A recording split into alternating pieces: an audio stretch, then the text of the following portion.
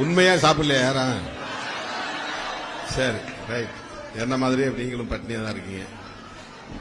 மேல உட்கார்ந்தவங்க எல்லாம் சாப்பிட்டாங்கன்னு நினைக்கிறேன், இல்லையா?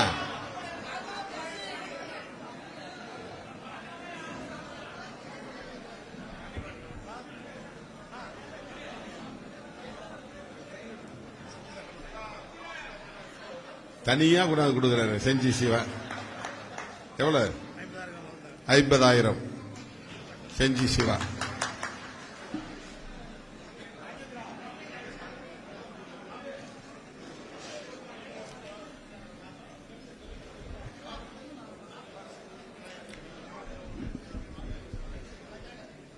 அன்பார்ந்த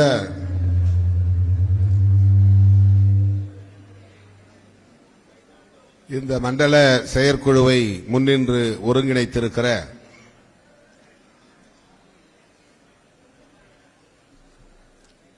கட்சியின் தலைமை நிலைய செயலாளர் தகடூர் தமிழ்ச்செல்வன் அவர்களே, அரசியல் குழு செயலாளர் அண்ணன் நீலவானத்து நிலவன் அவர்களே, கட்சியின் பொருளாளர் மேனாள் சட்டமன்ற உறுப்பினர் தம்பி SS பாலாஜி அவர்களே, கட்சியின் செய்தி தொடர்பாளர் கு.க. பாவலன் அவர்களே, தொண்டரணியின் முதன்மை செயலாளர் தோழர் பொதுனி வளவன் அவர்களே, மண்டல செயற்குழுவிற்கு வருகை தந்திருக்கிற நம் அனைவரையும் வரவேற்று சிறப்பித்திருக்கிற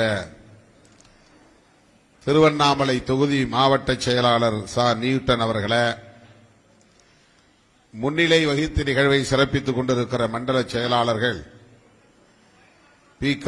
அம்பேத்வளவன், வழக்குரைஞர் நன்மாறன், வழக்குரைஞர் சந்திரன், ச. அசோகன், ஜானகிராமன், சு. ஆறுமுகம் ஆகிய தோழர்களே, திருவண்ணாமலை நாடாளுமன்றத்திற்குட்பட்ட மாவட்ட செயலாளர்கள் கீழ்பெண்ணாத்தூர் வளர்மதி, செங்கம் ராஜா, கலசப்பாக்கம் சங்கத்தமிழன், திருப்பத்தூர் வெற்றி கொண்டான், ஜோலார்பேட்டை கோகுல்நாத், ஆரணி மண்டலத்திற்குட்பட்ட மாவட்ட செயலாளர்கள் போலூர் அசுரவடிவேல், ஆரணி முத்து என்கிற முத்தமிழன், செய்யாறு மதியழகன், வந்தவாசி மேத்தா ரமேஷ், செஞ்சி சிவா, மயிலம் பாபு சோழன். கிருஷ்ணகிரி நாடாளுமன்றத்திற்குட்பட்ட மாவட்ட செயலாளர்கள் ஊத்தங்கரை குபேந்திரன், பர்கூர் மாதையன், கிருஷ்ணகிரி தமிழ்மணி, வேப்பனப்பள்ளி செம்பட்டி சிவா, ஓசூர் ராமச்சந்திரன், தளி பெரு செல்வம்.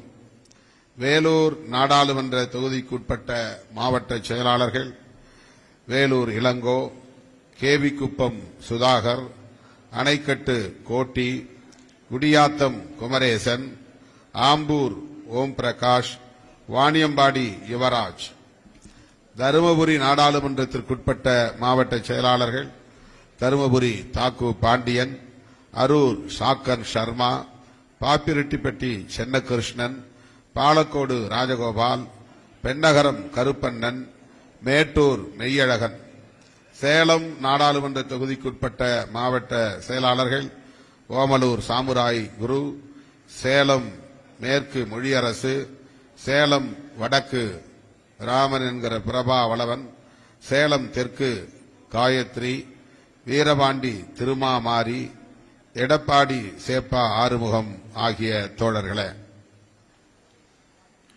மண்டல துணை செயலாளர்கள் திருவண்ணாமலை மண்டல துணை செயலாளர்கள் இரா தனராஜ், வெற்றி கண்டான், சின்னப்பையன், வழக்குரைஞர் முருகேசன்.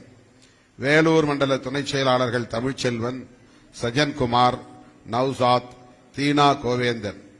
ஆரணி மண்டல துணை செயலாளர்கள் குப்பன் என்கிற வெற்றிவளவன், நா. ஜெயசங்கர், தனஞ்செழியன். கிருஷ்ணகிரி நாடாளுமன்ற தொகுதி மண்டல துணை செயலாளர்கள் ஜிம் மோகன், தியாகு, PM வேலு, பூமு மாயவன். தருமபுரி நாடாளுமன்ற தொகுதிக்கான மண்டல துணை செயலாளர்கள் கா குமரன், பாரதி ராஜா, மின்னல் சக்தி, செந்தில்குமார். சேலம் மண்டல துணை செயலாளர்கள் சி அங்கப்பன், தெய்வானை, வேலுநாயகன், சசிகுமார்.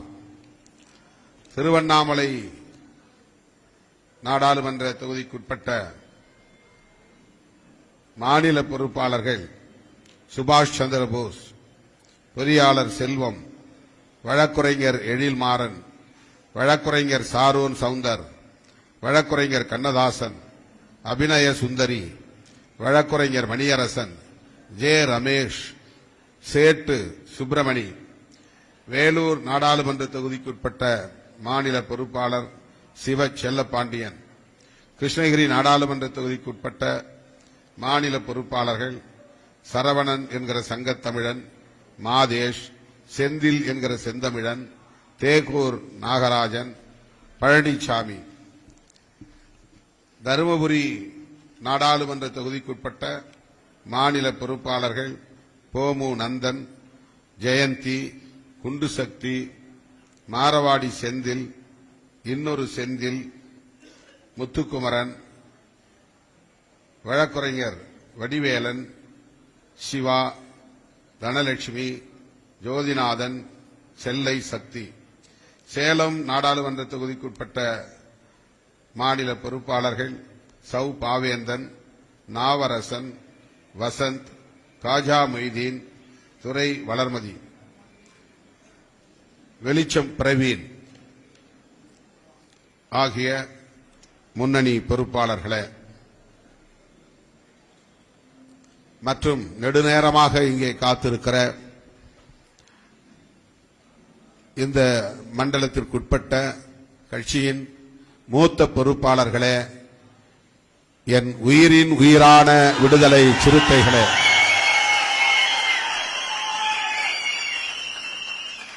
உங்கள் அனைவருக்கும் என்னுடைய பணிவார்ந்த வணக்கத்தை தெரிவித்துக் கொள்கிறேன். சென்னையில் நான் புறப்படுவதற்கே நண்பகல் 1 மணிக்கு மேலாகிவிட்டது. தவிர்க்க முடியாத 2 நிகழ்வுகளில் நான் பங்கேற்று அதன் பிறகு அங்கிருந்து கிளம்பினேன். நேரடியாக திருவண்ணாமலைக்கு வந்திருந்தால் நான் 5:30 மணிக்கே வந்திருக்க முடியும். மேடைக்கு நான் 6:30 மணிக்கு வந்திருக்க முடியும். 7 அல்லது 7:30 மணிக்கு நான் பேசத் தொடங்கியிருந்தால் 8:30 அல்லது 9 மணிக்குள்ளாக நிகழ்ச்சியை முடித்துக் கொண்டு எல்லோரும் நாம் திரும்பி இருக்க முடியும். ஆனால் வழக்கம் போல திட்டமிடாத நிகழ்ச்சிகள், வழிமறித்து இங்கே வா அங்கே வா என்று இழுத்துச் செல்லுகிற போக்கு, அவசியமான நிகழ்வுகள் தான். ஆனால் எதற்கு முன்னுரிமை தர வேண்டும் என்பதில் தான் நம்முடைய லீடர்ஷிப், தலைமைத்துவம் அடங்கியிருக்கிறது. இதுதான் முக்கியமான நிகழ்ச்சி. இந்த நிகழ்ச்சிக்கு நான் உரிய நேரத்தில் வந்து உரிய நேரத்தில் உங்களிடையே மாநாட்டுக்கான நிதியையும் பெற்றுக்கொண்டு உரிய நேரத்தில் பேசி விடைபெறுவதுதான் எல்லோருக்கும் வசதியாக அமையும். இதை ஏன் இப்போது சொல்லுகிறேன் என்றால், அடுத்தடுத்து மண்டல செயற்குழுவை கூட்டுகிற தோழர்கள் இங்கே வருகிறார், அதனால் இந்த நிகழ்ச்சியை நாம் ஏற்பாடு செய்வோம் என்று இடைச்செருகல் நிகழ்ச்சிகளை செய்யக்கூடாது. நேற்று நான் நள்ளிரவுக்கு மேல் ஏறத்தாழ 2 மணிக்கு மேல் தான் படுக்க போனேன். வழக்கம் போல 6:30 மணிக்கு எழுந்து நான் தயாராகி 8 மணிக்கெல்லாம் பார்வையாளர்களை சந்திக்க தொடங்கி ஏறத்தாழ 4 மணி நேரமானது நான் வேலைச்சேரியை விட்டு வெளியே கிளம்ப. 12:30 மணிக்குத்தான் வெளியே கிளம்ப முடிந்தது. இந்த 4 மணி நேரம் நம்முடைய தோழர்கள் எவ்வளவு நெருக்கடிகளை தந்திருப்பார்கள் என்று நீங்களே யூகித்துக் கொள்ளுங்கள். அதன் பிறகு 2-3 நிகழ்ச்சிகளை முடித்துக் கொண்டு சென்னையிலிருந்து இங்கே வந்த நிலையில் 2 தோழர்களின் இல்ல நிகழ்ச்சி, தவிர்க்க முடியாத நிகழ்ச்சி தான், இல்லை என்று சொல்லவில்லை. ஆனால் எதற்கு முன்னுரிமை தருவது, எந்த நேரத்தில் அதை ஏற்பாடு செய்வது?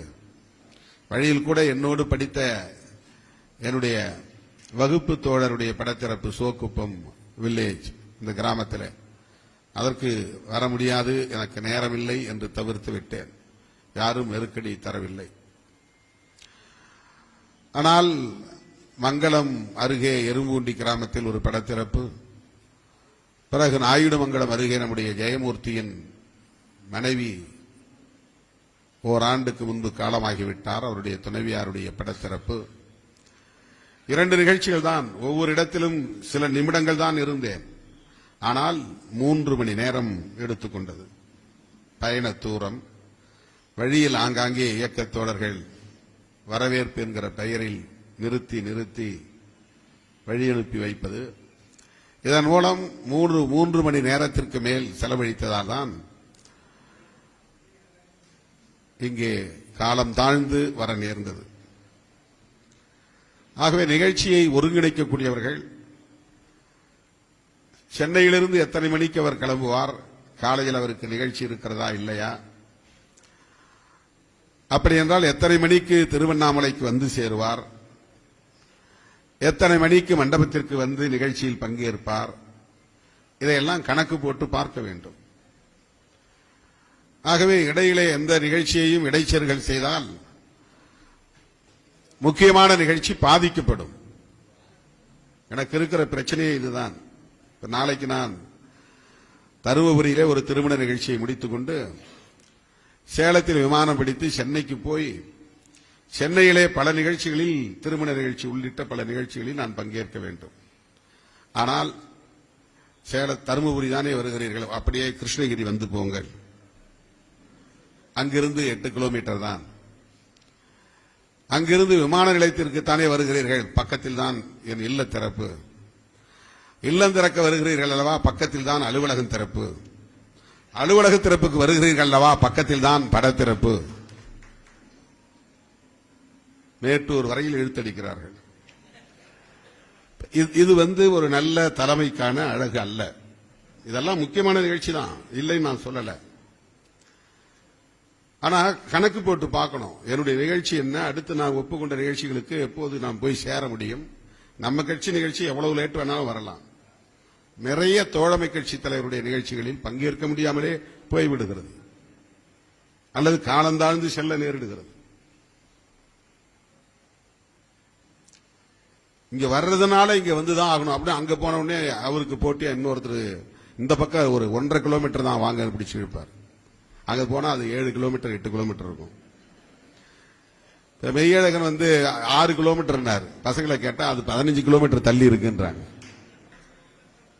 படத்திறப்புக்கோ எதுக்கோ கூப்பிடுறாரு.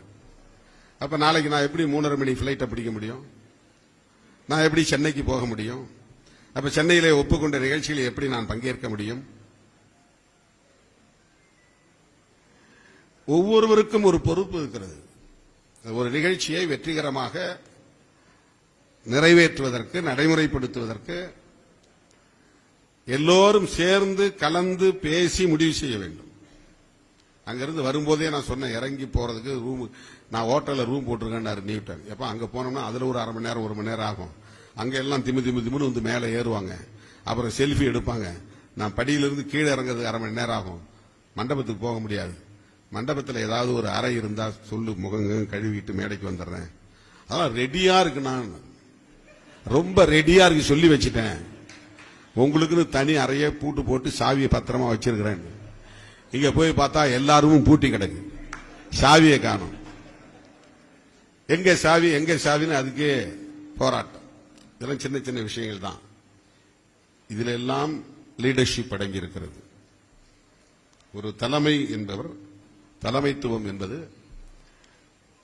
நேரத்தை விரயமாக்காமல் சக்தியை விரயமாக்காமல்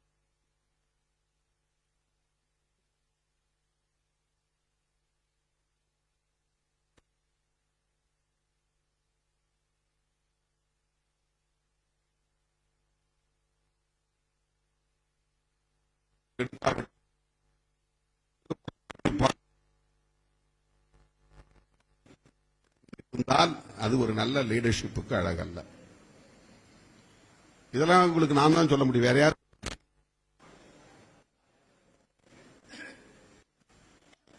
இதுக்கு ஏன் விளக்கம் தருகிறார், அதுக்கு ஏன் விளக்கம் தருகிறார் சில பேர் கேட்க.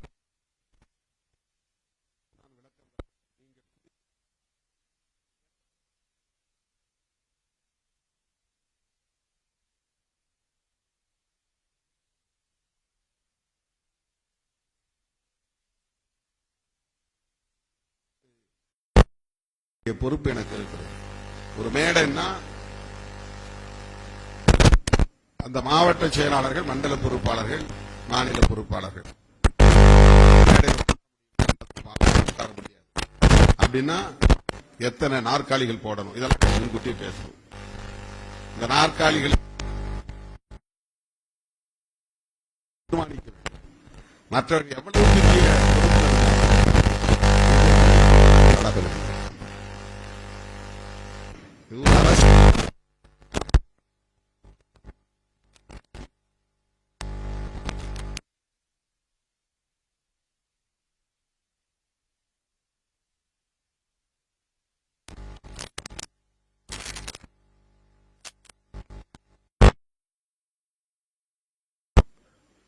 பல பெரிய கட்சிகள், தேசிய கட்சிகள், மத்திய அமைச்சர், ஆனா இதுல தான்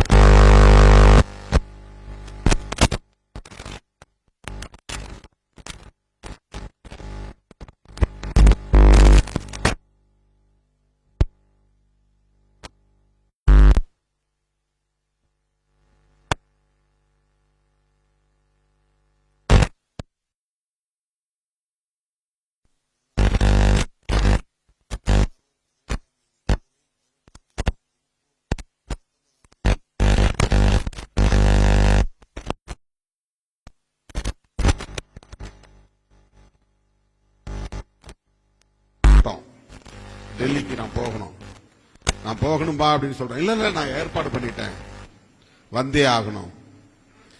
எது பிரையாரிட்டி, எது முன்னுரிமை அப்படிங்கிற சிந்தனை வரணும் தோழர்களுக்கு. சொல்லும் போது சரி நாடாளுமன்ற கூட்டம்னா சரி அதை பாருங்க, இதை நான் இன்னொரு நாள் தள்ளி வைக்கிறேன் அப்படின்னு சொல்ல பழகணும், சிந்திக்க பழகணும், முடிவெடுக்க பழகணும்.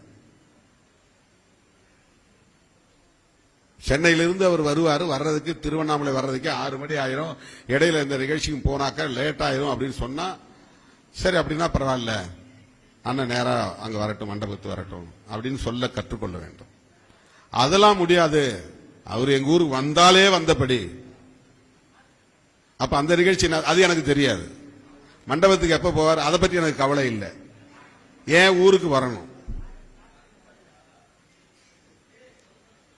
இந்த அணுகுமுறைகள் மெல்ல மெல்ல தவிர்க்கப்பட வேண்டும். இது என்னுடைய வேண்டுகோள், தோழமையான வேண்டுகோள்.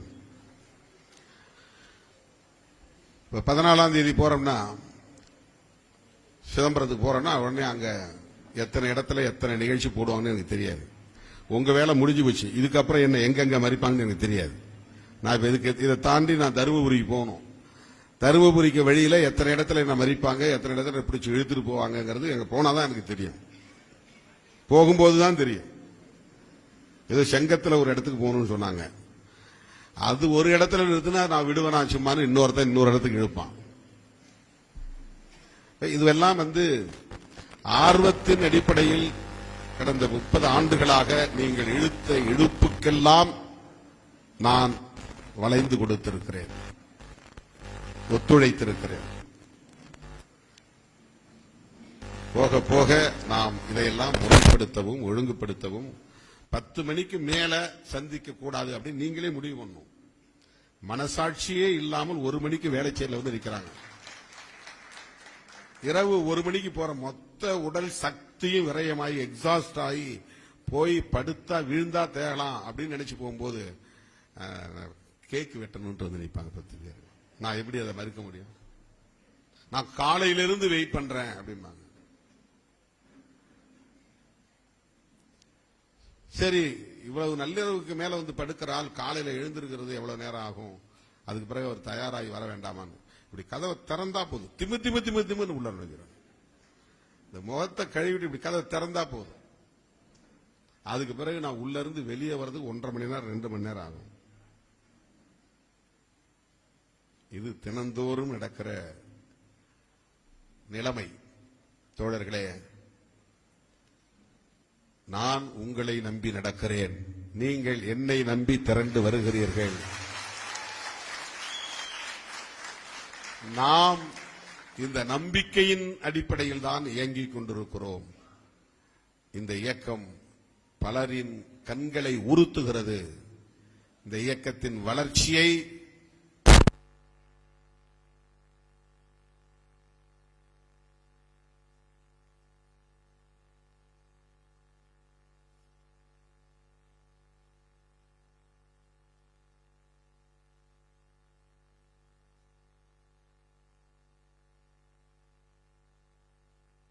எந்த பொறுப்பிலும் எந்த பயனும் அடையாத, என்னை நெருங்கி பார்க்கவும் முடியாத என் உயிரின் உயிரான விடுதலை சிறுத்தைகள்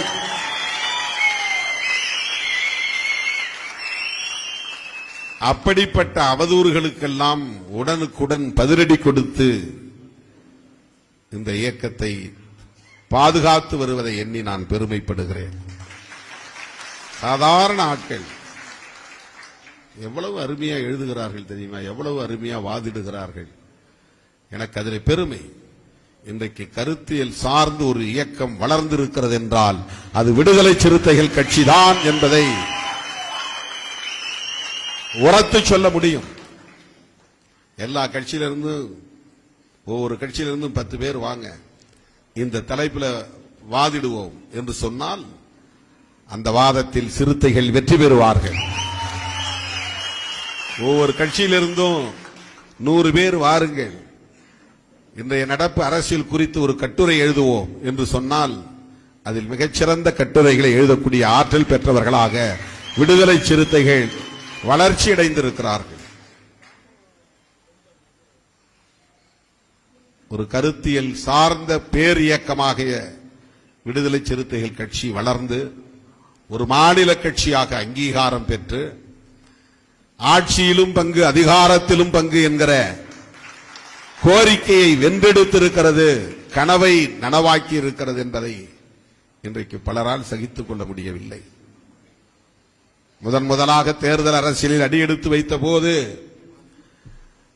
நான் நெய்வேலியில் புரட்சியாளர் அம்பேத்கர் சிலைக்கு மாலை அணிவித்துவிட்டு முழங்கிய முழக்கம்தான் ஆட்சியிலும் பங்கு அதிகாரத்திலும் பங்கு என்கிற முழக்கம். இன்றைக்கு அது நிறைவேறி இருக்கிறது. இன்றைக்கு அது நிறைவேறி இருக்கிறது. கூட்டணி ஆட்சி பற்றி முதலில் தமிழக அரசியலில் இந்த தற்கால சூழலில் சமகால சூழலில் ஒரு உரையாடலுக்கு உட்படுத்திய விவாதத்திற்கு உட்படுத்திய இயக்கம் விடுதலை சிறுத்தைகள் கட்சி. அந்த எண்ணம் பலருக்கும் இருந்திருக்கலாம், பலரும் பேசியிருக்கலாம். ஆனால் அதை பொதுவெளியிலே விவாதத்தை தொடங்கி வைத்த இயக்கம் விடுதலை சிறுத்தைகள் கட்சி. இன்றைக்கு அது நடைமுறைக்கு வந்திருக்கிறது. கூட்டணி ஆட்சி தமிழ்நாட்டில் இனி யார் ஆட்சிக்கு வந்தாலும் கூட்டணி ஆட்சிதான் என்கிற பெரும் கதவு, பெரும் வாசல் திறந்து வைக்கப்பட்டிருக்கிறது. ஒரு புது யுகத்தில் தமிழ்நாடு அரசியல் அடியெடுத்து வைத்திருக்கிறது. வெறும் ஆட்சி மாற்றம் மட்டும் நிகழ்ந்து விடவில்லை. ஒரு கட்சியிடமிருந்து ஆட்சி இன்னொரு கட்சிக்கு மாறிவிட்டது என்பது மட்டும் நிகழவில்லை. தமிழ்நாடு அரசியலின் போக்கில் மாற்றம் நிகழ்ந்துவிட்டது. இனிமே கூட்டணி அமைத்து ஒரு கட்சி ஆட்சி அமைக்கும் நிலை வரவே வராது. கூட்டணி அமைந்தால் கூட்டணியில் இடம்பெறுகிற கட்சிகள் இனி ஒவ்வொரு ஆட்சி அமைக்கிற போதும் கூட்டணி ஆட்சி முறை என்பது நடைமுறையில் இருக்கும். எனவே தமிழ்நாடு அரசியல் ஒரு புது யுகத்தில் அடியெடுத்து வைத்திருக்கிறது. இந்த புது யுகம் பிறப்பதற்கு சிறுத்தைகளின் உந்துதல் மிக முக்கியமானது, அரசியல் தாக்கம் மிகவும் முக்கியமானது.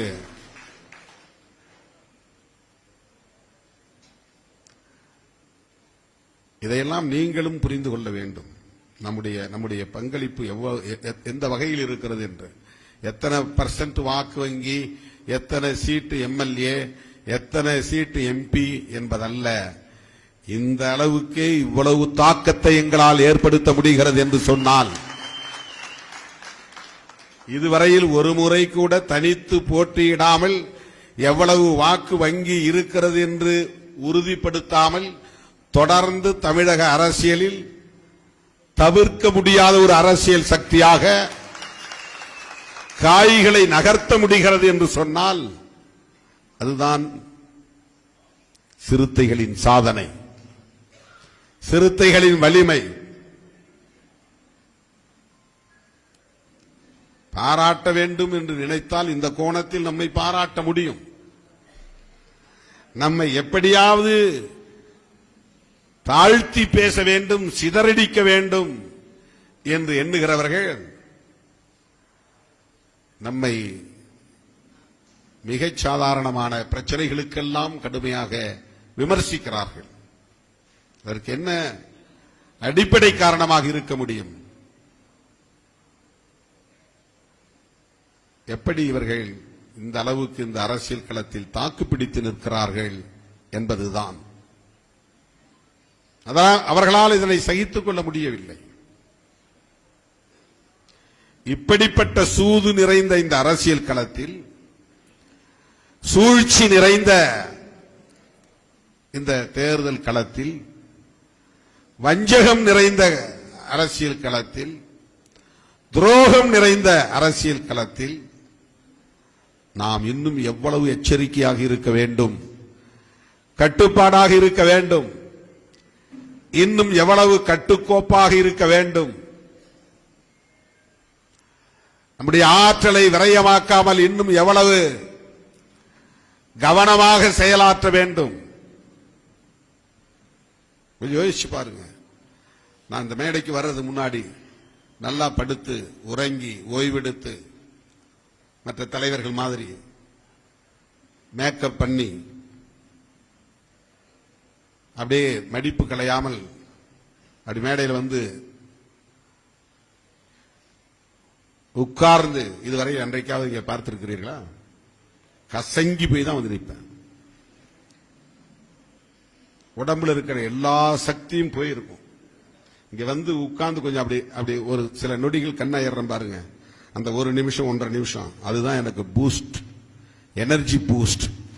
என்னுடைய சக்தி மீண்டும் எனக்கு மறுபடியும் ஒரு சக்தி வருவதற்கு அந்த ஓய்வு தான், கொஞ்ச நேரம் கிடைக்கிற ஓய்வு தான் மேடையில்.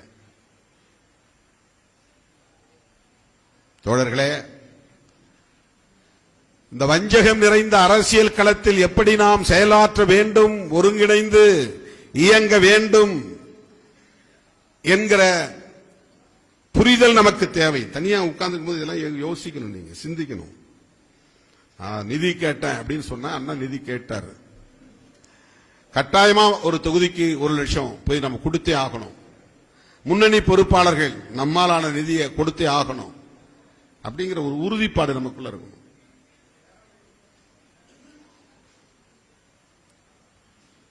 வேறு எவரும் நமக்கு கோடிக்கணக்கிலோ லட்சக்கணக்கிலோ கொடுத்து இந்த மாநாட்டை வெற்றிகரமாக நடத்து என்று சொல்லுவதற்கு நாதி கிடையாது, சொல்ல மாட்டார்கள்.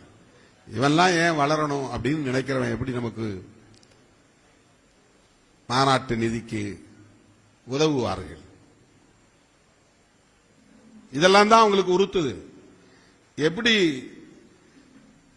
இப்படி மாநாடுகளை பாருங்க, எத்தனை மாநாடுகள், அடக்குமுறை சட்டங்கள் எதிர்ப்பு மண்டல மாநாடுகள், இந்துத்துவ பண்பாட்டு திணிப்பு எதிர்ப்பு மாநாடு 2003 2004, 2005 4ஆம் வட்டமேசை மாநாடு, இரட்டை வாக்குரிமை மாநாடு, 2005 பஞ்சமி நிலமீட்பு மாநாடு, 2006 ஈழத்தமிழர் பாதுகாப்பு மாநாடு, 2006 தமிழக பொன்விழா மாநாடு, 2006 சமூக நீதி மீட்சி மாநாடு, 2007 மண்ணுரிமை மாநாடு, 2008 கருத்துரிமை மீட்பு மாநாடு, 2008 மகளிர் உரிமை மாநாடு, 2008 தலித் கிறிஸ்தவர் எழுச்சி மாநாடு, 2008 தமிழீழ அங்கீகார மாநாடு, 2009 எழும் தமிழீழம் இனவிடுதலை மாநாடு, 2010 உழைக்கும் மகளிர் உரிமை மாநாடு, 2010 தமிழர் இறையாண்மை மாநாடு, 2013 சமூக அமைதிக்கான மக்கள் ஒற்றுமை மாநாடு, 2014 கல்வி உரிமை மாநாடு,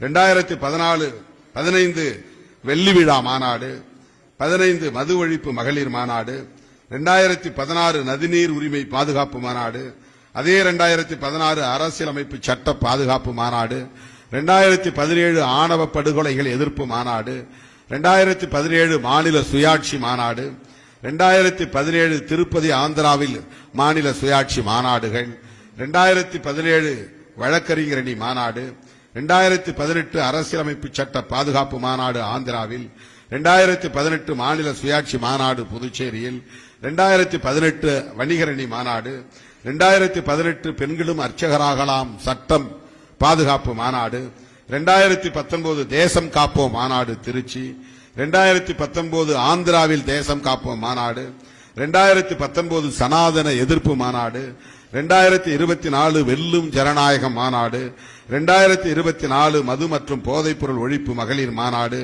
2025 தேர்தல் அங்கீகார வெற்றி விழா மாநாடு. மூச்சு வாங்குது.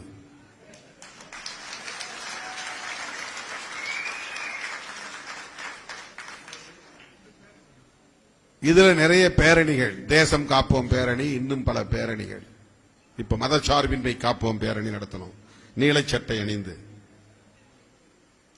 இவ்வளவு நிகழ்ச்சிகளுக்கும் நமக்கு என்ன தொழிலதிபர்களா நிதியை அள்ளி தந்தார்கள்? பெரு வணிகர்களா நிதியை அள்ளி தந்தார்கள்? நீங்கள் அள்ளி தந்த நிதியை கொண்டுதான் இத்தனை மாநாடுகளையும் நாம் நடத்தி இருக்கிறோம். நீங்கள் எழுதிய சுவர் விளம்பரங்கள் தான், நீங்கள் ஒட்டிய சுவரொட்டிகள் தான், நீங்கள் பரப்பிய துண்டறிக்கைகள் தான், விநியோகித்த துண்டறிக்கைகள் தான், உங்களுடைய உழைப்பில் தான், உங்களுடைய ஒத்துழைப்பில் தான், உங்களுடைய மகத்தான பங்களிப்பில் தான் இத்தனை நெடுந்தூரம் இந்த இயக்கம் பயணித்து வந்திருக்கிறது. இவ்வளவு ஒடுக்குமுறைகளை இந்த இயக்கம் தாங்கி வந்திருக்கிறது. இவ்வளவு அவதூறுகளை இந்த இயக்கம் முறியடித்திருக்கிறது. இன்றைக்கு ஒரு மாநில கட்சியாக அங்கீகாரம் பெற்று அதிகாரத்தையும் வென்றெடுத்திருக்கிறது.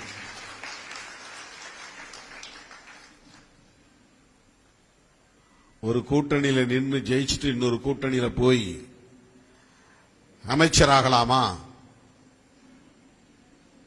இன்றைக்கு தமிழ்நாட்டில் நடக்கிற பெரிய விவாதம்.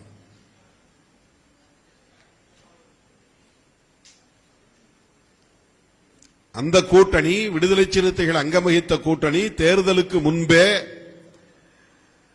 சிதறிவிடக்கூடாது என்பதில் கவனம் செலுத்திய, போராடிய, உறுதிப்பாட்டோடு களத்தில் நின்ற இயக்கம்தான் விடுதலை சிறுத்தைகள் கட்சி. அவ்வளவுதான் நம்மால பண்ண முடியும். தேர்தலுக்கு முன்னால். தேர்தலுக்கு பின்பு ஒரு கூட்டணி சிதறுகிறது என்று சொன்னால் அதற்கு என்ன காரணம்? எதிரும் புதிருமாக நின்ற அதிமுக கூட்டணியையும் திமுக கூட்டணியையும் பின்னுக்கு தள்ளிவிட்டு ஒரு கட்சி தனிப்பெரும் கட்சியாக வெற்றி பெற்று வந்து நிற்கிறது என்று சொன்னால் அதற்கு பல காரணங்கள் உண்டு.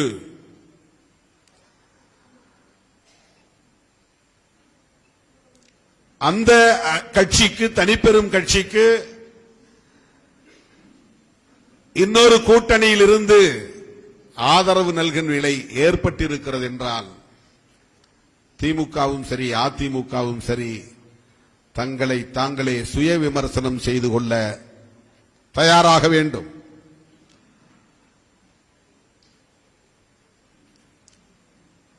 ஏற்கனவே நான் சொல்லி இருக்கிறேன், இது பணத்தால் வீழ்த்தப்பட்டதா என்றால் இல்லை, மதத்தால் வீழ்த்தப்பட்டதா என்றால் இல்லை, சாதியால் இந்த இரு அணிகளும் வீழ்த்தப்பட்டனவா என்றால் இல்லை.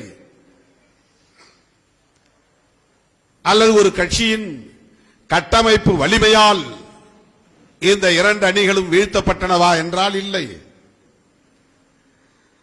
களப்பணியாளர்களின் ஆற்றலால் திமுக அணியும் அதிமுக அணியும் வீழ்த்தப்பட்டனவா என்றால் இல்லை.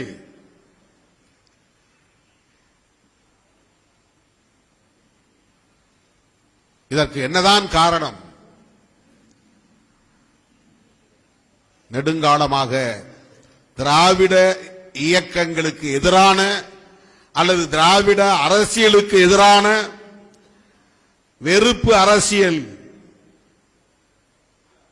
தொடர்ந்து பரப்பப்பட்டது, தொடர்ந்து பரப்பப்பட்டது. இன்றைக்கு நேற்றைக்கு அல்ல. திமுக ஆட்சியை கைப்பற்றிய காலத்திலிருந்து திமுகவுக்கு எதிரான வெறுப்பு அரசியல், திமுகவை பலவீனப்படுத்துவதற்காகவே உருவான கட்சி அதிமுக. பிறகு திமுகவும் அதிமுகவும் எதிரும் புதிருமாக இருதுருவ கட்சிகளாக மாறிய பிறகு அந்த இரண்டு கட்சிகளுக்கும் எதிரான வெறுப்பு அரசியல் பரப்பப்பட்டது.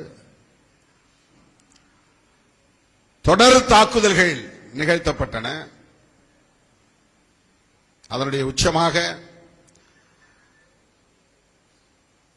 கலைஞர் கருணாநிதி அவர்களுக்கு பேனா நினைவு சின்னம் வைத்தால் அதை உடைப்போம் என்று வெளிப்படையாக பேசக்கூடிய அளவுக்கு இங்கே வெறுப்பு அரசியல்.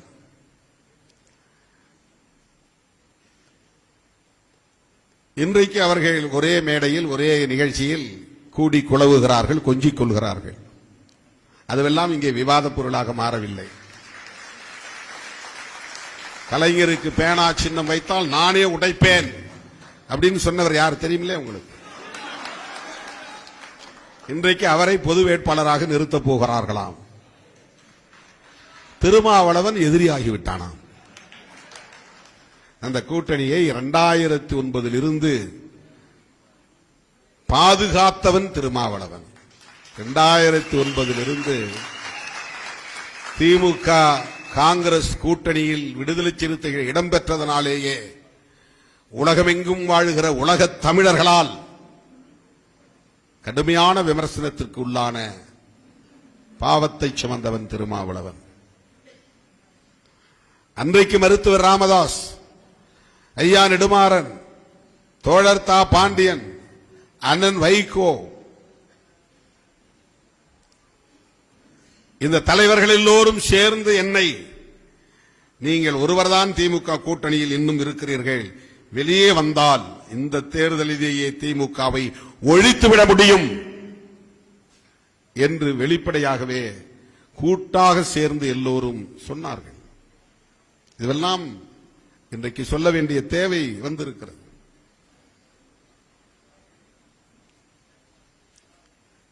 முள்ளிவாய்க்கால் படுகொலைக்கு திமுகவும் காங்கிரசும் தான் காரணம் என்று அவர்கள் பேசினார்கள்.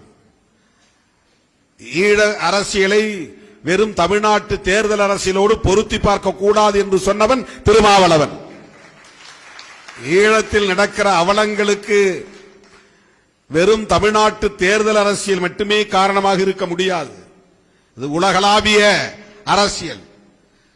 அதிலே அமெரிக்காவுக்கு தொடர்பு உண்டு, அமெரிக்க அடிவருடி நாடுகள் அனைத்துக்கும் தொடர்பு உண்டு. ஏறத்தாழ 22, 23 நாடுகள் ஒன்று சேர்ந்து LTTE என்கிற தமிழீழ விடுதலை புலிகள் இயக்கத்தை முற்றாக அழித்தொழிக்க வேண்டும் என்று கங்கணம் கட்டிக்கொண்டு களத்திலே நின்றார்கள். ஆனால் ஒட்டுமொத்தமாக இவர்கள் தேர்தல் அரசியலுக்காக இவ்வளவுக்கும் காரணம் கருணாநிதிதான் என்று அவர் மீது பழி போட முயற்சித்த காலம் 2009.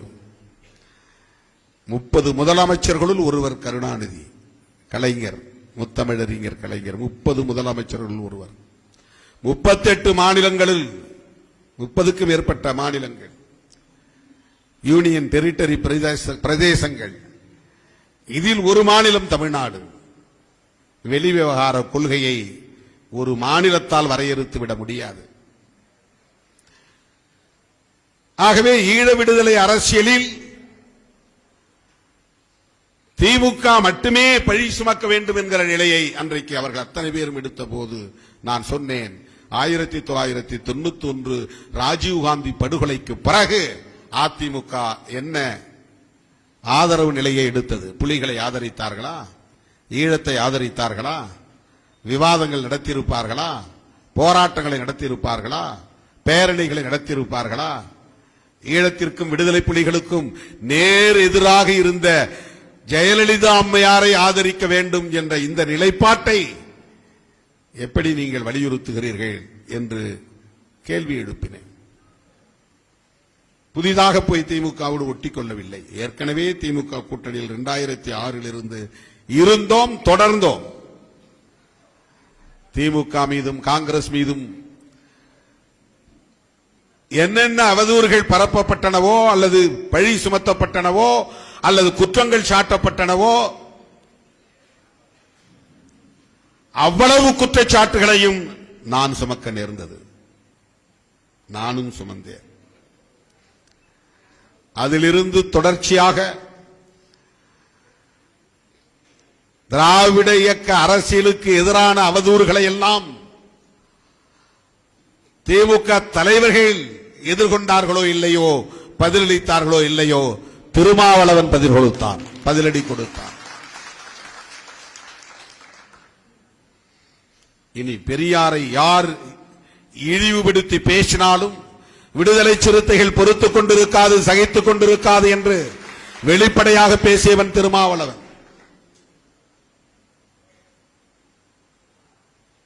பெரியாரே மண்ணு என்று சொன்னபோது மிக வெளிப்படையாக சீமான் அவர்களை நான் கண்டித்து பேசியிருக்கிறேன். அதுவரையில் நான் அவரை ஒருபோதும் வெளிப்படையாக கண்டித்ததில்லை.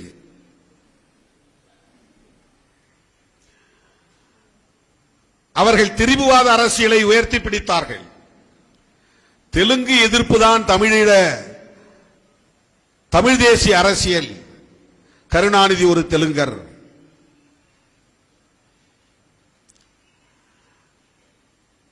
அவரை சுற்றியுள்ள அத்தனை பேரும் தெலுங்கர்கள். தெலுங்கர்களால் தான் தமிழன் வீழ்ந்தான். இதுதான் தமிழ் தேசியம் என்று அவர்கள் இந்திய தேசிய எதிர்ப்பை கைவிட்டு விட்டார்கள். இந்தி திணிப்பை எதிர்க்க ஆர்வம் காட்டவில்லை. இந்துத்துவ அரசியலை, சாதியவாத மதவாத அரசியலை எதிர்த்து பேசவில்லை.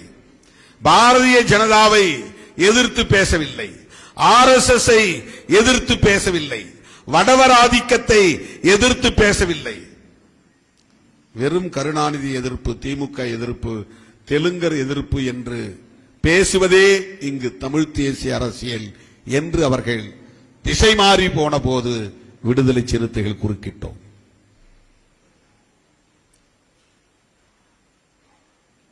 தமிழ் தேசியம் என்பது வெறும் மொழி உணர்வோ இன உணர்வோ அல்ல.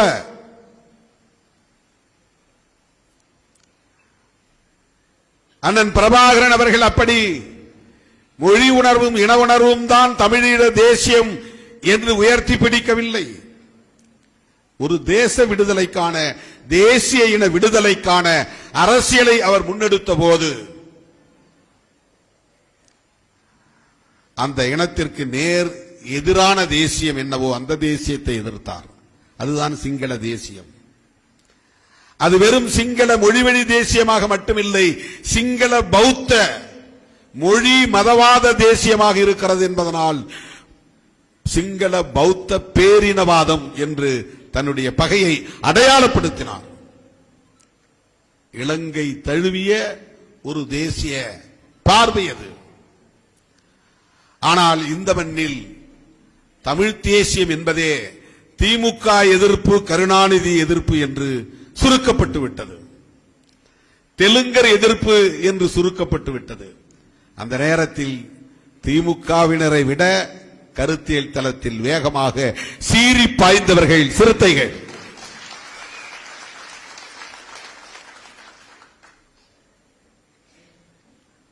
முத்தமிழறிஞர் கலைஞர் அவர்களை மிகவும் கொச்சையாக மேடைகளில் அதிமுக மேடைகளில் பாடுவதுண்டு. அந்த பாட்டை பாடியதற்காக திமுக அரசு ஒரு வழக்கு போட்டது. உடனே அன்பு சகோதரர் சீமான் அவர்கள் நான் பாடுகிறேன் என்று அந்த அநாகரிகமான பாட்டை பாடினார். என்னை கைது செய்து பார் என்று சவால் விட்டார். திமுக என்ன செய்தது? திமுக அரசு என்ன செய்தது? இன்றைக்கு அவரோடு உறவாட முடிகிறது, கூடி குழவ முடிகிறது.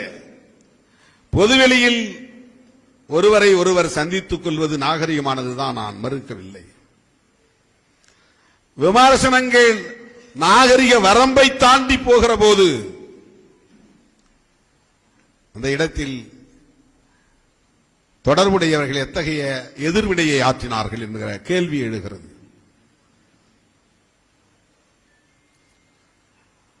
தோழர்களே, இது நான் தனிப்பட்ட முறையிலே யார் மீதும் காழ்ப்புணர்வு கொண்டு பேசவில்லை.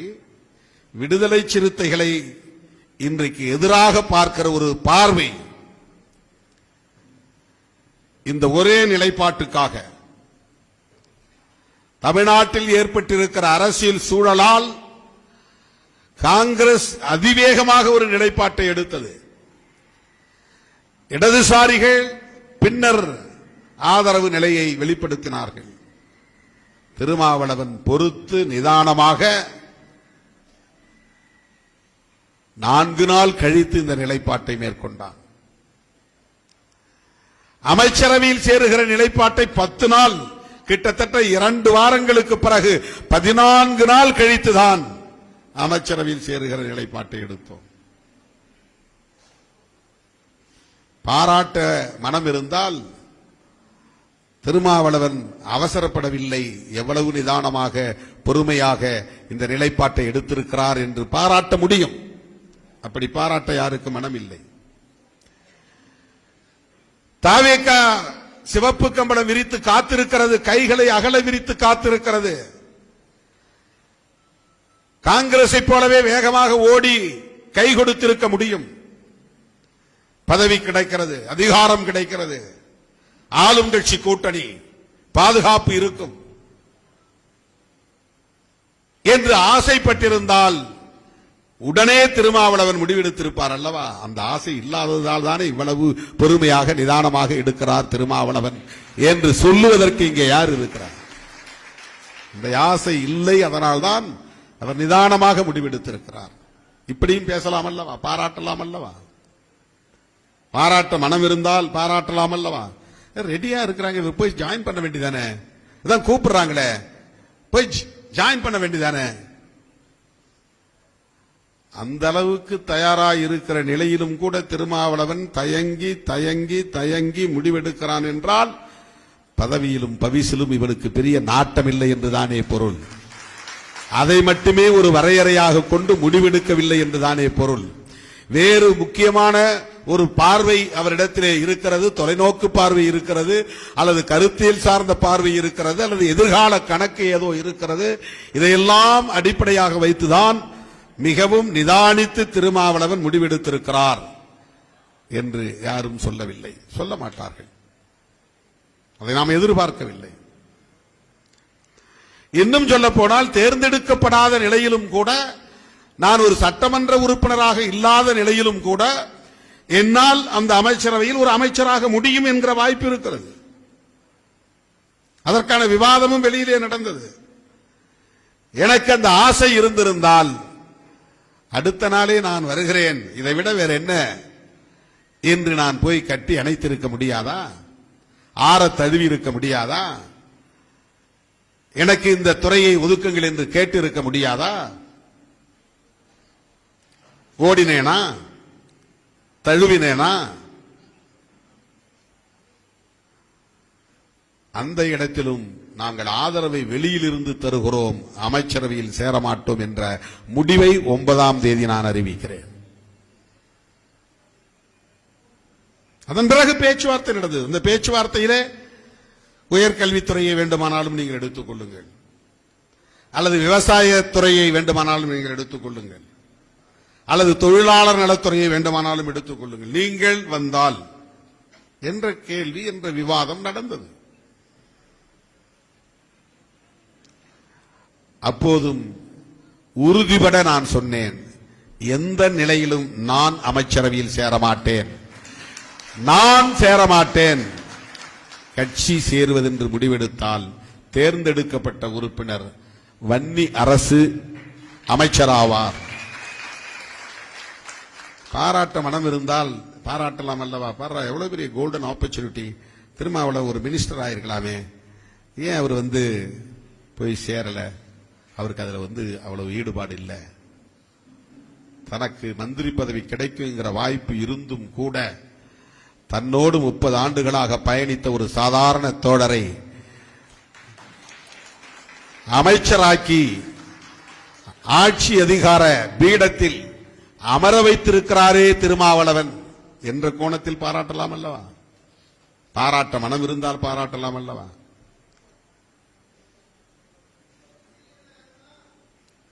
ஆனால் பாராட்ட மாட்டார்கள். நீங்க ஆதரவு தரேன்னு தானே சொல்லிட்டு போனீங்க, அப்புறம் ஏன் அமைச்சரவையில் சேர்ந்தீங்க? இது ஒரு கேள்வி. இது என்ன, என்னால இதை புரிஞ்சிக்கவே முடியல. ஸ்ட்ரிக்டா உறுதிபட நாமெல்லாம் ஒரு அணி, அவர் எப்படியாவது ஆட்சி அமைச்சிட்டு போட்டோம், நாம ஒற்றுமையா இருப்போம், யாரும் ஆதரவு நல்க வேண்டிய அவசியம் இல்லை என்று ஏன் திமுக தலைமை சொல்லவில்லை? இந்த கேள்வியை யாரும் எழுப்பினார்களா? அது அவங்க இஷ்டம், அவங்களுக்கு சுதந்திரம், அதனால விட்டுட்டோம்னா அதுக்கு அடுத்த விமர்சனத்துக்கே போகக்கூடாது. அதற்கு அடுத்த விமர்சனத்துக்கே போகக்கூடாது. நீங்க அமைச்சரவையில் சேர்ந்ததனாலதான் உங்க கட்சியிலிருந்து ஒருத்தர் நாங்க இவங்க சேர்த்துக்கிட்டாங்க, அதனால கூட்டணியை முறிச்சது நீங்க தான். அந்த நாளில் அப்போதுதான் நான் சொன்னேன். அப்ப கம்யூனிஸ்டும் சொன்னார்கள், திமுகவோட அவங்க உறவு எப்படி இருக்குன்னா உறவு அது தொடர்கிறது அப்படின்னு சொன்னாங்க. அதுக்கு பிறகு ஏதோ விளக்கம் கொடுத்தாங்க, அது வேற விஷயம்.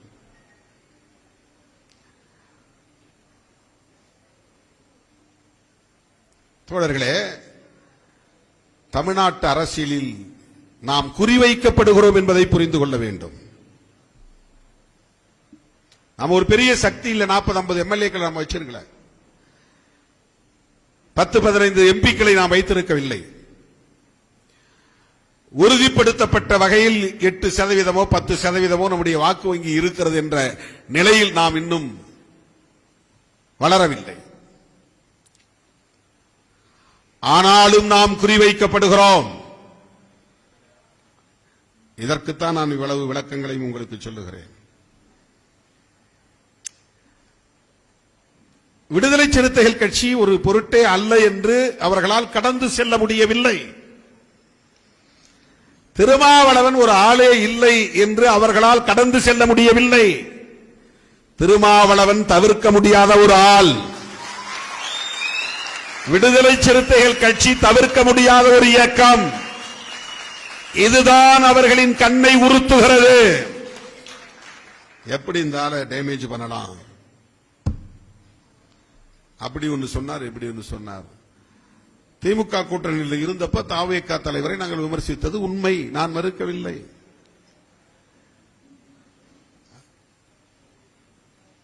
நாங்கள் பேசுகிற அரசியலுக்கு அது தாவேகா எடுத்த நிலைப்பாடு அல்லது அரசியல், அவர்கள் பேசிய கருத்துக்கள் முரணானவையாக இருந்த நிலையில் விமர்சித்தோம்.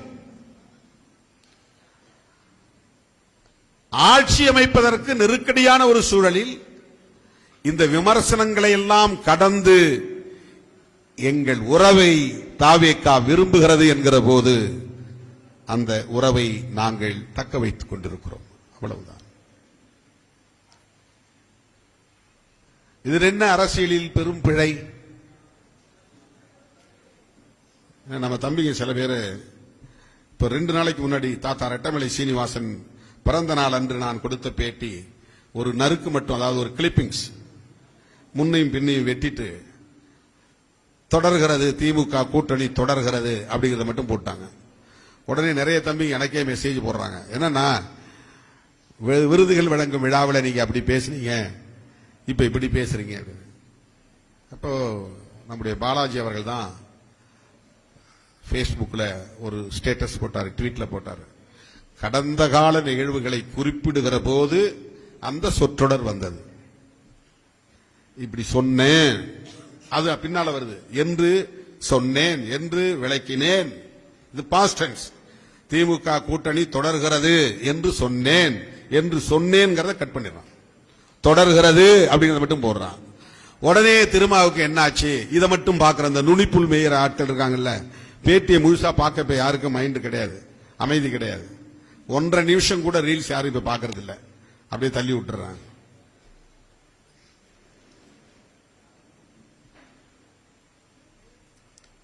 நாங்கள் எங்கே இருந்தாலும் அந்த இடத்தில் நேர்மையாக இருப்போம், இருந்திருக்கிறோம்.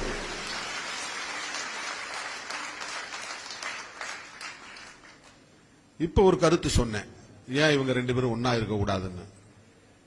இருக்க மாட்டாங்கிறது எங்களுக்கு தெரியும், ஆனா ஏன் இருக்கக்கூடாதுன்னு நான் கேள்வி எழுப்புகிறேன்.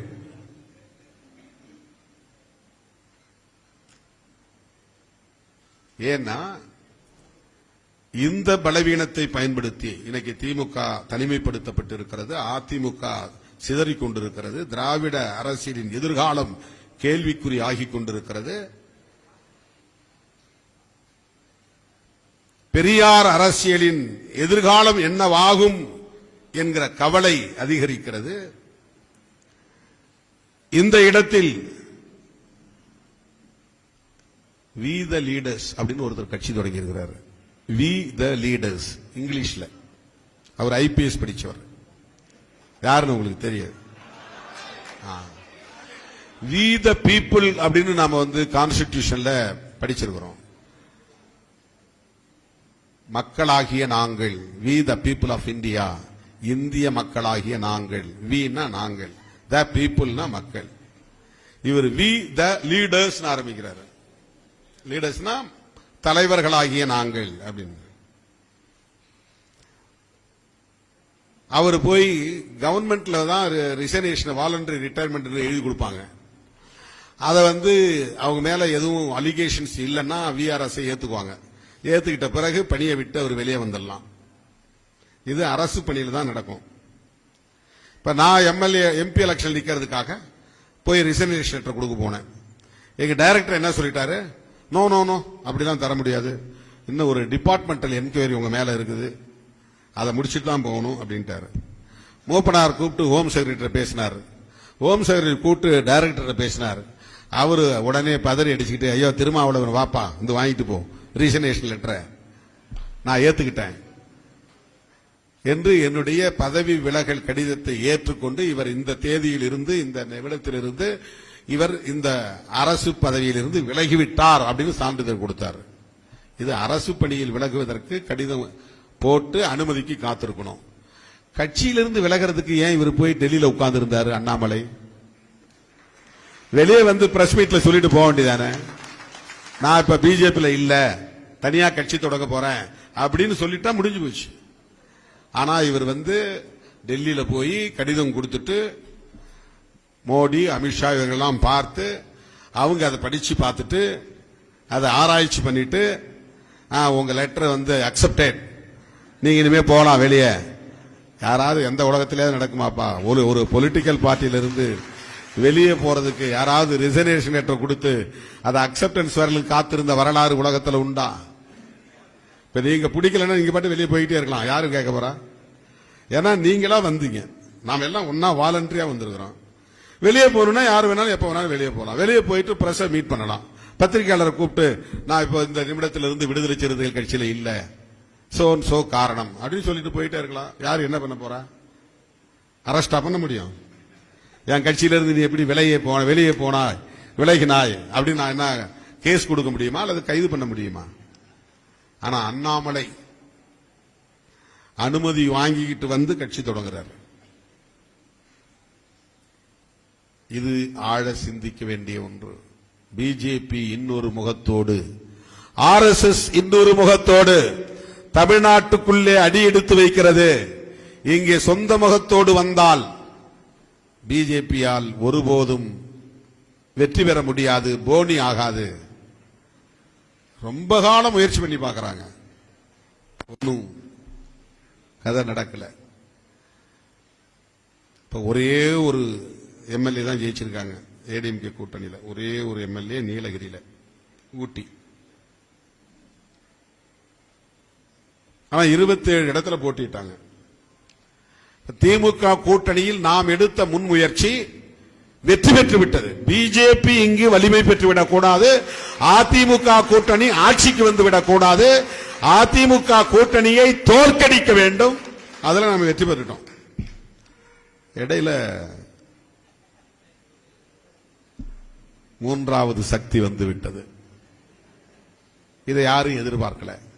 இதற்கு எப்படி திருமாவளவன் பொறுப்பாக முடியும்? இதற்கு எப்படி விடுதலை சிறுத்தைகள் கட்சி பொறுப்பாக முடியும்? எந்த கட்சியிலும் இல்லாத அளவுக்கு எல்லா பூத்திலையும் கமிட்டி போட்ட கட்சி திமுக. அதுல டிஜிட்டல் ஏஜென்ட் வேற போட்டாங்க. BLA 1, BLA 2, அப்புறம் டிஜிட்டலுக்கு தனியா பூத்து ஏஜென்ட். இவ்வளவு ஸ்ட்ரக்சரல் டெவலப்டு பார்ட்டி, ஸ்ட்ரக்சரலி கட்டமைப்பு ரீதியாக வளர்ச்சி அடைந்த ஒரு இயக்கம் தமிழ்நாட்டில் இல்லை. ஆனாலும் ஏன் வெற்றி பெற முடியவில்லை? இந்த சுய விமர்சனம் தேவை. நான் இந்த இடத்தில் ஒன்றை சொல்லுகிறேன், தோற்றது ஒரு புறம் இருக்கட்டும், கூட்டணி ஏன் நிலைக்கவில்லை? இதை நான் விமர்சனமாக வைக்கவில்லை, சிந்தனைக்காக சொல்லுகிறேன். திமுக தலைவர்களின் சிந்தனைக்காக நான் சொல்லுகிறேன். கூட்டணியில் இருந்த காங்கிரஸ் அதிவேகமாக அணியில் இருந்து வெளியேறி தமாகவுக்கு ஆதரவு கொடுக்கக்கூடிய அளவுக்கு அவர்கள் இந்த உறவை கசந்து போன உறவாக ஏன் நினைத்தார்கள்? திமுக காங்கிரஸ் உறவு கசந்த உறவாக மாறியது ஏன்? இடதுசாரிகள் குடியரசுத் தலைவர் ஆட்சி வந்துவிடக் கூடாது என்பதற்காக ஆதரவு நல்கியது உண்மைதான் என்றாலும் திமுக அணியில் இருந்து வெளியேற முடியும் என்கிற முடிவுக்கு துணிந்து வருவதற்கு எது காரணம்? 6-5 ஏன்? 6 தொகுதிகளை கடந்த முறை தந்து 5 தொகுதிகளை இந்த முறை தந்தது அவர்களுக்கு இனிக்குமா கசக்குமா? இப்ப தோழமை கட்சிகளை எந்த அளவுக்கு அனுசரணையோடு வைத்திருந்தோம், அதுதானே முக்கியம். திமுக மட்டும் போன தேர்தலில் கூட்டணி ஆட்சிக்கு திமுக தயார் என்று அறிவித்திருந்தால், கூட்டணி கட்சிகளின் உணர்வுகளை மதித்து அவர்கள் விரும்பிய எண்ணிக்கையை ஓரளவுக்காவது திருப்திகரமான முறையிலே தந்திருந்தால், விரும்பிய தொகுதிகளை தந்திருந்தால், இவ்வளவு பெரிய பின்னடைவை சந்தித்திருக்க வாய்ப்பில்லை. அதைவிட இந்த கட்சிகள் அவ்வளவு வேகமாக வெளியேறி இருக்க வாய்ப்பில்லை. இந்த கோணத்தில் யாரும் சிந்திக்கல. அது துரோகம் பண்ணிட்டாங்க. துரோகம் பண்ண வேண்டிய தேவை என்ன இருக்கு? நாளைக்கு கூட அமைச்சர் பதவியிலிருந்து நம்ம வெளியேற முடியும். அதைத்தான் நான் சொன்னேன். ஏன்னா அதுல எங்களுக்கு பெரிய பிடிப்பு இல்லை என்பதை சொல்லுவதற்காகத்தான் சொல்லுகிறேன்.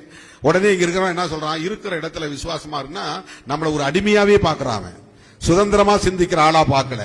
இங்க இருந்தா இங்க விசுவாசமாயிரு, அங்க இருந்தா அங்க விசுவாசமாயிரு. அதுக்கு என்ன பொருள்? நீ சுதந்திரமாக சிந்திக்க கூடாது, சுதந்திரமாக முடிவெடுக்க கூடாது. இது என்ன போக்கு? இது பதவிதான் முக்கியம் என்றால் அதை தக்க வைத்துக் கொள்ளுகிற அணுகுமுறைகளை தானே யாரும் எடுப்பார்கள். நான் டிவிக்கு சப்போர்ட் பண்ணிட்டேன், மினிஸ்டர் பதவியை நாங்கள் வாங்கிட்டோம். சோ இனிமே நாங்கள் டிவிகே தலைவரை, டிவிகே கட்சியை புகழ்ந்து பாடிக்கொண்டே இருப்போம் அப்படின்னு தானே ஒருத்தன் சராசரி மனிதன் முடிவெடுக்கணும். ஆனால் அதை தாண்டி பிஜேபிக்கு எதிராக எல்லா கட்சிகளும் ஒன்று சேர்ந்து இங்கே இயங்க வேண்டும் என்கிற பார்வையை திருமாவளவன் முன்வைக்கிறான் என்றால் இந்த பார்வையை நீங்கள் பாராட்ட வேண்டாமா? வரவேற்க வேண்டாமா? ஒரு அட்டாச்சா இல்லாம ஏன் இப்படி பேசுறான் அப்படின்னா, அவன் என்ன நினைக்கிறான்னா ஏதோ மறுபடியும் இங்க வந்து திமுகவோட ஒட்டிக்கொள்ள முயற்சி. என்ன திமுகவோட ஒட்டிக்கொள்ள வேண்டிய அளவுக்கான தேவை என்ன வந்தது? ஒரு மீனிங்லெஸ், அர்த்தமில்லாத ஒரு விமர்சனம் அது. நான் என்ன சொல்றேன்னா, நீங்க 2 பேரும் தேர்தலுக்காக மோதிக்கொண்டாலும் கூட பிஜேபி உள்ளே நுழைவதற்கு இடம் கொடுத்து விடாதீர்கள். இதான் நான் அலர்ட் பண்றேன். தமிழ்நாட்டு அரசியலில் தவேகாவுக்கு எதிர்நிலையிலே இருப்பது பாஜகவாக இருந்துவிடக் கூடாது, அல்லது அண்ணாமலையாக மாறிவிடக் கூடாது என்பதுதான். அண்ணாமலையை கண்டு திருமாவளவன் பயப்படுறாரா? அண்ணாமலையாக வந்தால் பிரச்சனை இல்லை. RSS முகத்தோடு முகமூடி போட்டுக் கொண்டு வந்தால் அது பிரச்சனை தான். ஏன்னா அவர் வந்து RSSல பயிற்சி பெற்ற ஒரு நபர், அந்த பாசறையில் வளர்ந்தவர். அவரால் எப்படி வந்து அதை தாண்டி பெரியார் அரசியலை பேச முடியும்? இடதுசாரி அரசியலை எப்படி பேச முடியும்? அவர் எப்படி தாவேகாவுக்கு ஒரு கவுண்டர் பார்ட், ஒரு எதிர்நிலை சக்தியாக வளர முடியும்? அப்படி அவர் வளர்ந்தால் என்னவாகும்? டெல்லியிலே கெஜ்ரிவாலுக்கு நேர்ந்த நிலைதான் உருவாகும். 2 எலெக்ஷன்ல ஜெயிக்க விட்டு 3வது எலெக்ஷன்ல காலி பண்ணிட்டார். வெஸ்ட் பெங்கால், மேற்கு வங்கத்தில் மம்தா பானர்ஜிக்கு நிகழ்ந்ததுதான் நடக்கும். அங்க காங்கிரஸ் ஒழிப்பதற்கு மம்தா பானர்ஜிக்கு எல்லா வகையிலும் அப்போது அவர்கள் மாரல் சப்போர்ட், ஒரு மானசீகமான ஆதரவை நல்கினார்கள். இன்னைக்கு என்ன நிலை? காங்கிரஸையும் வீழ்த்தி மம்தா பானர்ஜியையும் ஓடவிட்டார்கள். இப்போ அங்க அந்த அம்மா அங்க நிற்கவே முடியல. 20 எம்பிக்களை தூக்கி விட்டார்கள், 60 MLAக்களை பிரித்து விட்டார்கள். இது தமிழ்நாட்டில் நடக்குமோ என்கிற கவலை. இது போன்ற ஒரு அரசியல் சூழல் உருவாகும் என்பதை கருத்தில் கொண்டுதான் நான் காட்டுமன்னார் கோவிலில் இருக்க வேண்டும் என்ற முடிவை எடுத்தேன்.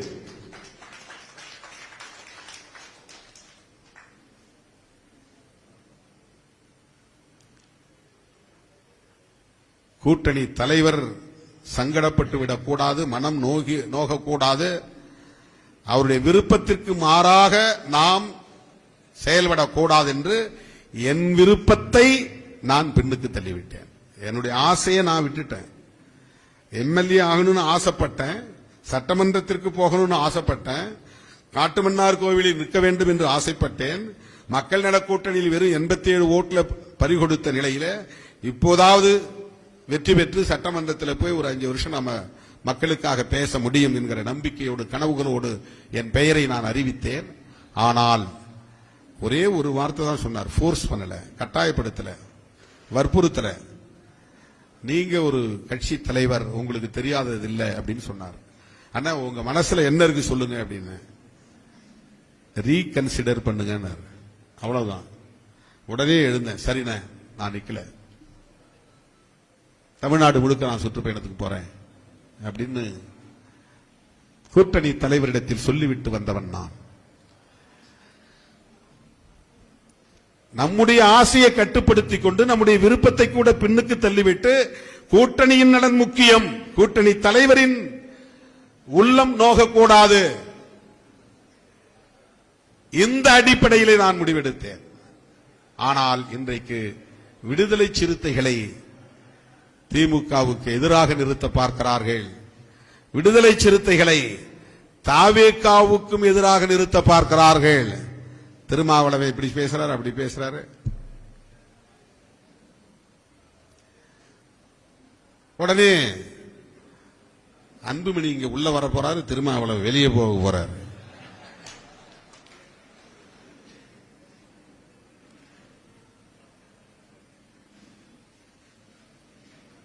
திருமாவளவனை எந்த சக்தியாலும் அரசியலில் இருந்து வெளியேற்ற முடியாது.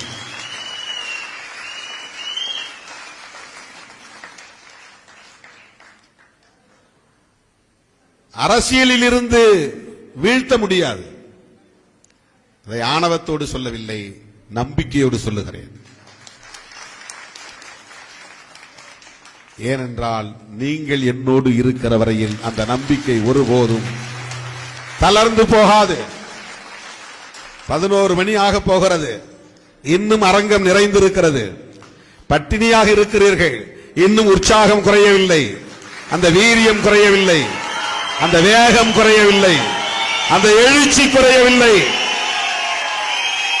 இந்த சக்தியை எந்த சக்தியாலும் ஒருபோதும் பலவீனப்படுத்த முடியாது.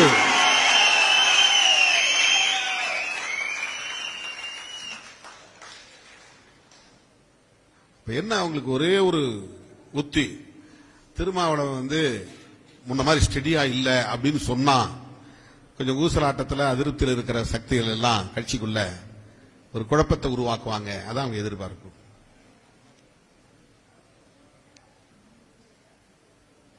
என்னோடு தொடர்ந்து பயணிக்கிற தோழர்கள் என்னை முழுமையாக அறிவார்கள், புரிந்து கொள்வார்கள்.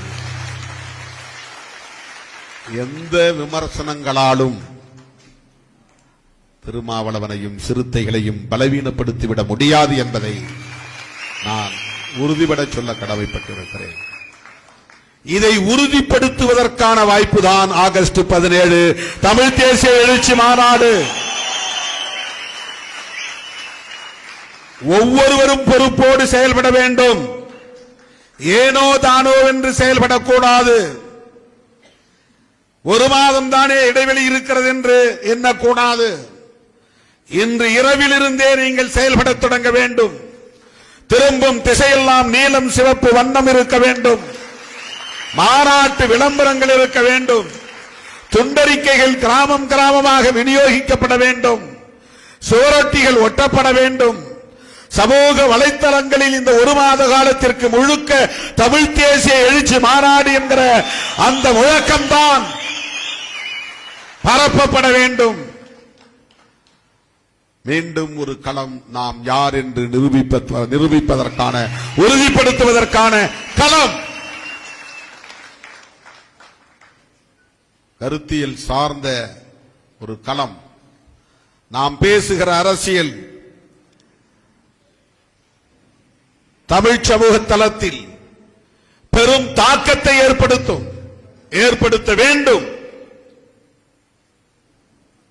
நேற்று காஞ்சிபுரத்தில் நடைபெற்ற மண்டல செயற்குழுவில் நான் பேசுகிற போது தமிழ் தேசியத்தை நாம் எப்படி அணுகுகிறோம் என்பதை சொன்னேன். 2 வகையான தமிழ் தேசியத்தை நான் பார்க்கிறேன். ஒன்று, தனித்தமிழ்நாடு கோருகிற தமிழ் தேசியம். இன்னொன்று, அரசமைப்பு சட்டத்திற்கு உட்பட்ட மாநில உரிமைகளை மாநில சுயாட்சியாக வலியுறுத்துகிற தமிழ் தேசியம். அந்த தமிழ் தேசியம் மொழி உணர்வின், இன உணர்வின் அடிப்படையில் இல்லாமல் இனவாத தமிழ் தேசியமாக திரிபுவாதம் செய்யப்படாமல் பாரதிய ஜனதாவும் RSS முன்னெடுக்கிற சாதியவாத மதவாத இந்திய தேசியத்திற்கு எதிராக, மதவழி தேசியத்திற்கு எதிராக சாதி ஒழிப்பை முன்னிறுத்துகிற தமிழ் தேசியம். அரசமைப்பு சட்டத்திற்கு எதிராக தனித்தமிழ்நாடு என்று கோருகிற அந்த அரசியலை நாம் இங்கே முன்வைக்கவில்லை. நாம் தனித்தமிழ்நாடு கோரிய தமிழரசனை வணங்குகிறோம், அது வேறு. தனித்தமிழீழம் கோரி லட்சக்கணக்கான போராளிகள் வீரவணக்கம் செய்யக்கூடிய அளவுக்கான ஈகம் செய்த தமிழீழ கோரிக்கை, அந்த விடுதலை அடிப்படையிலான தமிழ் தேசியத்தை நாம் முன்வைக்கவில்லை. அண்ணன் பிரபாகரன் அவர்களைப் போலவோ தோழர் தமிழரசன் அவர்களைப் போலவோ நாம் தனித்தமிழ்நாடு கோரிக்கையை, தமிழீழ கோரிக்கையை உயர்த்தி பிரிக்கக்கூடிய அந்த தமிழ் தேசியத்தை நாம் முன்வைக்கவில்லை. இந்திய அரசமைப்பு சட்டத்திற்கு உட்பட்ட சுதந்திரம், சமத்துவம், சகோதரத்துவம் என்கிற உயிர்மூச்சு கோட்பாடுகளை வலியுறுத்துகிற புதிய சமத்துவ இந்தியாவை கட்டமைக்கிற அந்த உறுதிப்பாட்டோடு இந்திய அரசமைப்பு சட்டத்தின் முகப்புரையில் சொல்லப்பட்டிருக்கிற கோட்பாடுகளை பாதுகாக்க வேண்டும் என்கிற அந்த உறுதிப்பாட்டோடு இது எங்கள் மொழி, இது எங்கள் மண், இது எங்கள் அரசு, எங்களுக்கான அந்த சுதந்திரம், தன்னாட்சி, மாநில சுயாட்சி வேண்டும். இந்தியாவுக்குள் ஒவ்வொரு மொழியை பேசக்கூடிய தேசிய இனங்களும் அந்த இறையாண்மையை, மொழி வழி தேசிய இறையாண்மையை பெற வேண்டும். இதைத்தான் விடுதலை சிறுத்தைகள் கட்சி முன்மொழிகிறது. இதை முன்மொழியக்கூடிய ஒரு மகத்தான மாநாடுதான் உளுந்தூர்பேட்டையில் கூடுகிறது, திருமாவளவன் தலைமையில் கூடுகிறது. என் உயிரின் உயிரான விடுதலை சிறுத்தைகளே, நம்முடைய சக்தியை நிரூபிப்பதற்கான வாய்ப்பை இது. இந்த வாய்ப்பை பயன்படுத்துவீர்களா? லட்சக்கணக்கிலே திரளுவோமா? தமிழ்நாட்டு அரசியலில் தாக்கத்தை ஏற்படுத்துவோமா?